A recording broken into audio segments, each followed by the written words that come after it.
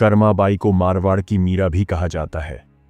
जब जब भगवान कृष्ण का उल्लेख आता है, मां कर्मा का नाम भी आ ही जाता है। वे भगवान की महान भक्त थीं और भगवान श्री कृष्ण उनके हाथ से प्रतिदिन भोग ग्रहण कर भोग की थाली रिक्त कर देते थे। कर्माबाई का जन्म राजस्थान के नागौर जिले की मकराना तहसील के कालवा गांव में हुआ। इस गांव में जीवन राम डूडी के घर चैत्र मास कृष्ण पक्ष की एकादशी पर एक पुत्री का जन्म हुआ। भगवान से बहुत मन्नतें मांगने के बाद इनका जन्म हुआ। नाम रखा गया कर्मा। कर्मा के चेहरे पर एक अनोखी आभा रहती थी। जीवन राम स्वयं धार्मिक पुरुष एवं अनन्य कृष्ण भक्त थे। उन्होंने अपने घर में कृष्ण भगवान का मंदिर बना रखा था। वे प्रतिदिन भगवान कृष्ण की पूजा करते और भोग लगाते तथा भगवान को भोग लगाने के बाद ही भोजन ग्रहण करते। यह उनके घर का नियम था। इसी प्रकार समय बीतता गया। कर्माबाई प्रतिदिन अपने पिता को श्री कृष्ण भगवान की पूजा करते देखती, उनको भोग लगाते देखती। यही सब देखते सीखते कर्माबाई का बचपन बीत रहा था। अतः बचपन से ही उस नन्ही कर्मा में भक्ति भाव के संस्कार थे। इन्हीं संस्कारों के बीच पलते बढ़ते कर्मा 13 वर्ष की हो गई। एक बार जीवन राम को कार्तिक पूर्णिमा स्नान के लिए पुष्कर जाना था। उनकी पत्नी भी उनके साथ जा रही थी। वे कर्मा को भी साथ ले जाना चाहते थे, लेकिन एक समस्या आ गई। उनकी अनुपस्थिति में भगवान को भोग कौन लगाता? इसलिए उन्होंने कर्मा को यह जिम्मेदारी सौंपी और बोले, पुत्री, हम दोनों पुष्कर स्नान के लिए जा रहे हैं। तुम सुबह भगवान को भोग लगाना और उसके बाद ही भोजन करना। कर्मा ने यह जिम्मेदारी सहर्ष स्वीकार कर ली। मां पिता के तीर्थ यात्रा के लिए जाने पर कर्मा ने सुबह स्नान आदि कर बाजरे की खिचड़ी बनाई और पूजा के लिए अपने घर में बने भगवान के मंदिर के समीप आ गई। भोग की थाल भगवान के सामने रखकर हाथ जोड़कर बोली, हे प्रभु, भूख लगे तो भोग लगा हुआ है, आप भोग ग्रहण कर लेना। तब तक मैं घर के और काम कर लेती हूं। इसके बाद कर्मा घर के काम में जुट गई। बीच बीच में वह थाली देखने आती, लेकिन भगवान श्री कृष्ण ने खिचड़ी का भोग ग्रहण नहीं किया। बहुत समय होने के बाद भी जब भगवान जी ने भोग ग्रहण नहीं किया तो कर्मा को चिंता हुई। उसने सोचा, क्या पता भगवान को खिचड़ी में स्वाद ही ना आ रहा हो, इसलिए वे भोग ग्रहण नहीं कर रहे।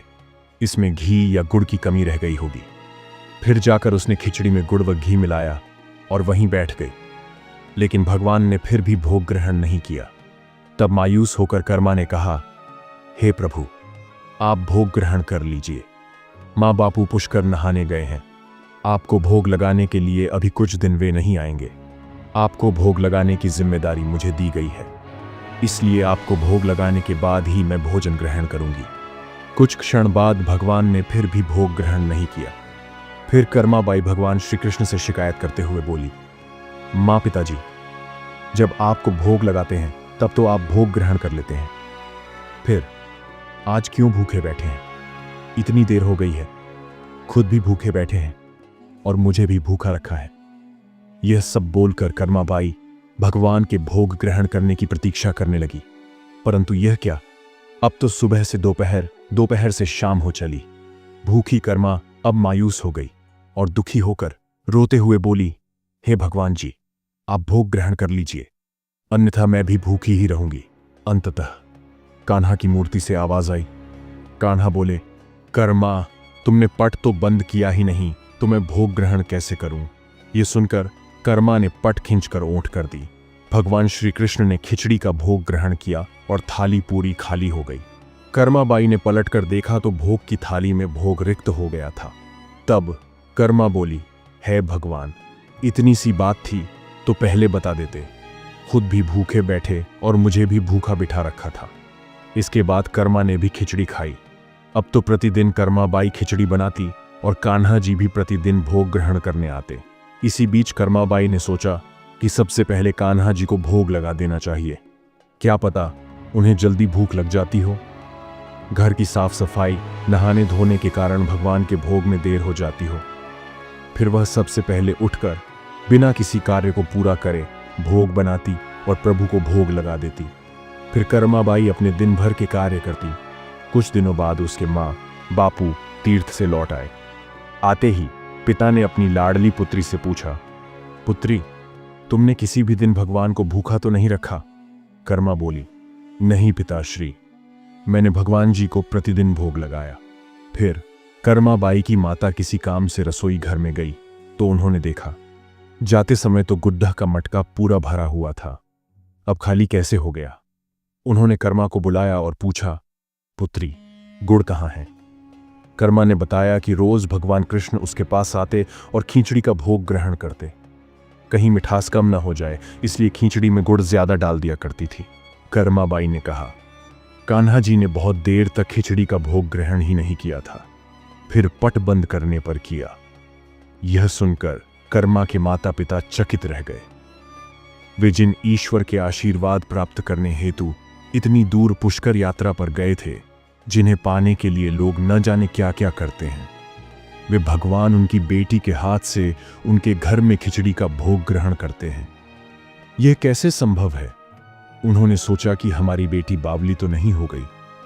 ये भी सोच लिया कि क्या पता कर्मा ने खुद ही पूरा गुड़ खा लिया हो। इस बात पर कर्मा ने कहा, अगर आपको यकीन नहीं है तो कल प्रातः देख लीजिए, मैं खुद भगवान को भोग लगाऊंगी। ये सब सुनकर वे रात भर सो नहीं पाए। अगले दिन कर्मा ने खिचड़ी बनाई और मंदिर में भोग की थाली रखकर पट बंद कर दिया और बोला, हे भगवान जी, मेरे माँ बापू नहीं मान रहे कि मैंने आपको भोग खिलाया है। अब आप यह भोग खाकर स्वयं सिद्ध कीजिए। ऐसा कभी हो नहीं सकता कि सच्चे भक्त की पुकार सुनकर भगवान ना आए। भगवान को आना ही पड़ा। जब पट खुला तो जीवन राम और उनकी पत्नी आश्चर्यचकित थे कि भोग की थाली में भोग बचा ही नहीं है। फिर कर्मा का जीवन प्रतिदिन भोग लगाते ही निकला। कुछ सालों बाद जब कर्मा के माता पिता का निधन हो गया तो कर्माबाई अपने कान्हा की मूर्ति साथ लेकर तीर्थ यात्रा के लिए निकल पड़ी। परंतु भगवान की कृपा से उन्हें हर दिन खिचड़ी बनाने के संसाधन मिल ही जाते और वे प्रतिदिन कान्हा को भोग लगाती। तीर्थ यात्रा करती हुई देवी कर्मा भगवान जगन्नाथ की नगरी पहुंची। उन्होंने वहीं रहने का मन बना लिया।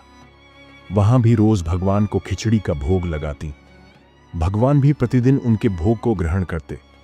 जिस दिन उन्होंने पहली बार जगन्नाथपुरी में खिचड़ी बनाई, उसी दिन उनके पास से जा रहे एक बालक ने उनसे कहा, माता, घी की बहुत अच्छी सुगंध आ रही है, क्या भोजन बचा है।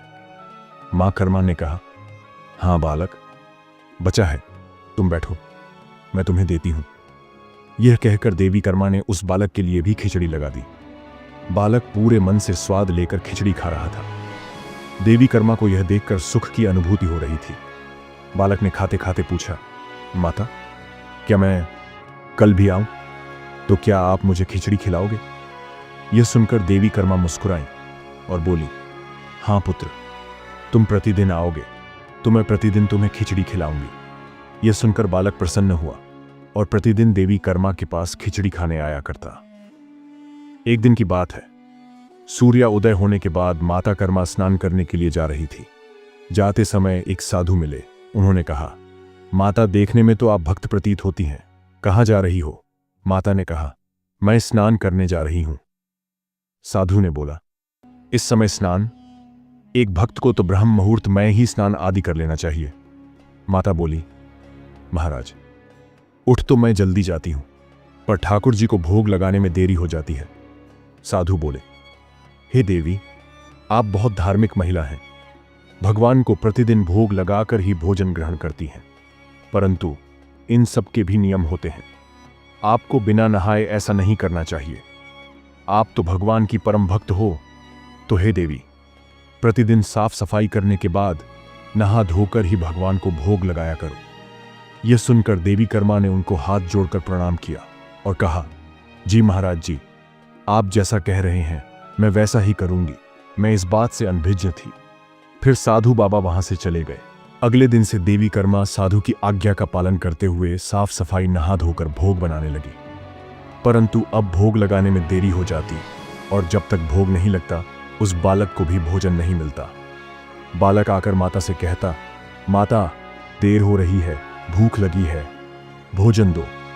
माता कहती, थोड़ी देर रुक जा छोरे, मैं भोजन दे रही हूं। बालक जल्दी जल्दी खाकर भाग जाता।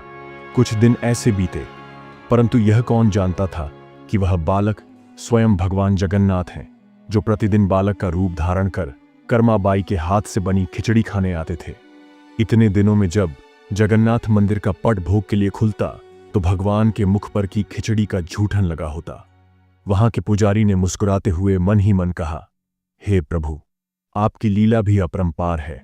न जाने किस भाग्यवान भक्त के यहां आप जाकर प्रतिदिन खिचड़ी खाकर आते हैं। फिर पूजा अर्चना हुई, दिन बीत गया, रात्रि हुई। रात्रि को पुजारी के स्वप्न में भगवान जगन्नाथ आए और उन्होंने पुजारी से कहा, हे भक्त, तुमने सही पहचाना। मैं अपनी एक अनन्य भक्त कर्माबाई के यहाँ प्रतिदिन उनके हाथ से बनी खिचड़ी खाने जाता हूं।